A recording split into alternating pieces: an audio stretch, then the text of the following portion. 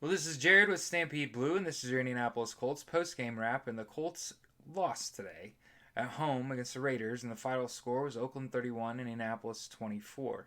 And consider this before we jump in and say, hey, Jacoby Brissett is average, 24 for 46, 246 yards, 3 touchdowns, and that awful-looking pick six late in the fourth on the comeback trail. The Colts did score twice in the fourth.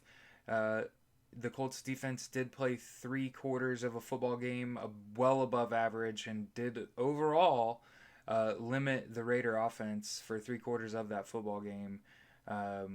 It unfortunately, when you give up early touchdowns and your team's playing from behind the whole game, the defense is on the field a lot early and getting gassed and getting gashed. Absolutely, hats off to Josh Jacobs. He ran the ball really well today. It's very visible the Colts are missing guys like Darius Leonard. So Pro Bowl linebacker that leads the NFL in tackles not playing was shown today. It kind of exposed how the Colts are kind of young and not great tacklers.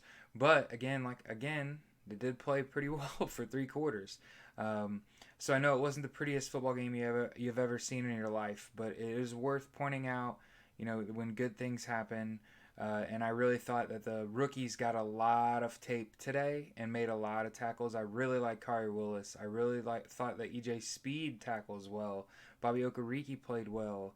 And really, with Jacoby being so limited with his weapons, Marlon Mack got injured in the first half, I'd argue.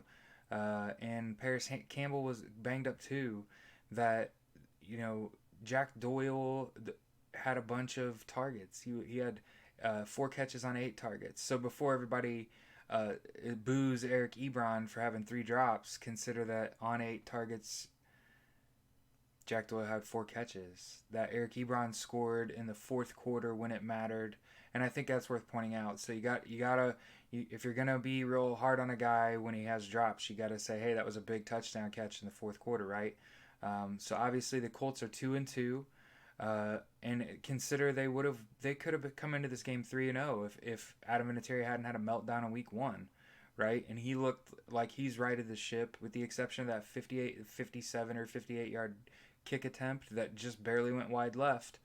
You'd have sworn he's back atop being the GOAT. So I wanted to get this out pretty quickly because a lot of these reactionary pieces that you're going to read are going to tell you that the sky is falling, and I want to tell you that, hey, the weapons were really banged up, and that I think even the short-term future looks brighter for the Colts than it does the Raiders, right? Uh, Comparatively, uh, 2 Raider offensive linemen got injured during the game. That's a big deal. And that Derek Carr came up limping. So again, while you'll hear pieces wondering where's the Colts pass rush, it's enough of a threat that it forced Derek Carr to get the ball out of his hands really fast. So people are gonna say Jacoby was horrible. The average pass was 5.8 yards down the field. Well, the winning touchdowns average pass was 6.1 yards down the field. So I don't think either quarterback had a marquee day. Uh, it's again, I like how Jacoby Brissett, for the most part, scores in the red zone, with the exception of the 2 opportunities they kind of blew it in scoring position today. So, like I said, a nightmare scenario in which you just had a ton of injuries.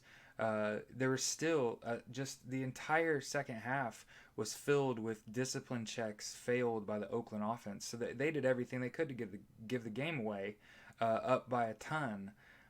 So I thought the Colts fought back admirably. Again, you're gonna look back at the tape and you're gonna say Jacoby Brissett's throwing hospital balls or balls that are gonna get guys injured. But this happens when you don't have that familiarity with guys, right?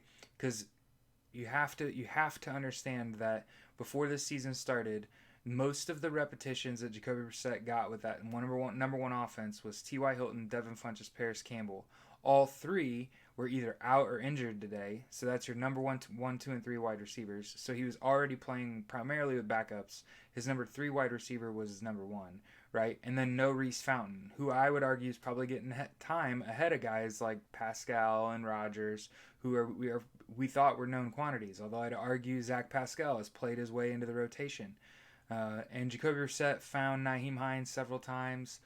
Really, again, spread the ball around. Didn't have a great completion percentage, but also was trying to score in a hurry. And sometimes you're putting balls in risky spots, right? And that certainly telegraphing that interception is why that got returned for a touchdown. But I felt like on several occasions, Raider defenders made key what you would call like reactionary plays or plays that you can't make in the playbook, veteran savvy plays. So I think that Oakland Raider team is kind of scary if they're healthy. But again, with that offensive line being banged up, you got to really wonder about their short term future. So, like I said, I want to make sure I got this out pretty quick. Colts, you got to play the Chiefs next week, and hopefully they could just be a lot healthier, right? What if we get Ty back, you get Darius Leonard back, and we're calling it all good.